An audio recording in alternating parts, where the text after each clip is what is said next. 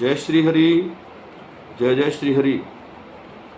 सज्जनों, अब की बार पुरुषोत्तम मास में 2 ज्येष्ठ मास चल रहे हैं।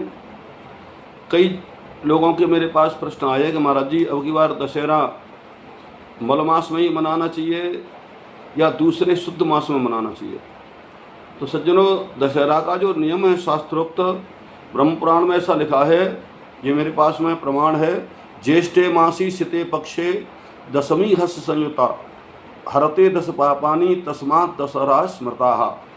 ज्येष्ठ के महीना में शुक्ल पक्ष में 10वीं को हस्त नक्षत्र के योग में दशहरा का पर्व मनाया जाता है। तो हालांकि प्रश्न ये है कि कौन से महीने में, ज्येष्ठ के प्रथम मास में या दूसरे में दशहरा मनावे। तो इन प्रश्नों के उत्तर के लिए हमारे यहाँ धर्मशास्त्रों का निर्णय है, और विशेषकर उसमें धर्म सिंधु है। धर्म सिंधु में ऐसा लिखा हुआ है, ज्येष्ठे मलमासे सती तत्रैव दशहरा कार्या नत शुद्धे। यदि 2 ज्येष्ठ मास कभी पड़े, माने अधिक मास ज्येष्ठ के महीना में पड़े, तो पहले ज्येष्ठ मास में ही शुक्ल पक्ष की 10वीं को दशहरा मनाना चाहिए। माने मल मास में ही, अधिक मास में ही दशहरा मनाना चाहिए।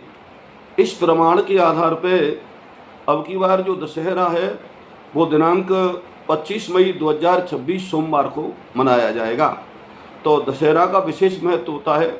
दशहरा के दिन गंगा में स्नान करने का, गंगा का पूजन करने का, दान और पुण्य धर्म करने का अनंत गुना फल प्राप्त होता है। और दशहरा के साथ साथ में अब की बार में तो सज्जनों अधिक मास माने पुरुषोत्तम मास भी चल रहा है। जैसा कि शास्त्रों में ऐसा वर्णन है कि पुरुषोत्तम मास में किसी प्रकार का दान करने से, धर्म करने से, पुण्य करने से, श्रीमद् भागवत आदि पुराणों की कथा श्रवण करने से अनंत गुना फल प्राप्त होता है। तो अब की बार ये दशहरा भी है और पुरुषोत्तम मास भी चलता है। तो इस हिसाब से गंगा नदी के किनारे जा कर के 10 बार स्नान करें।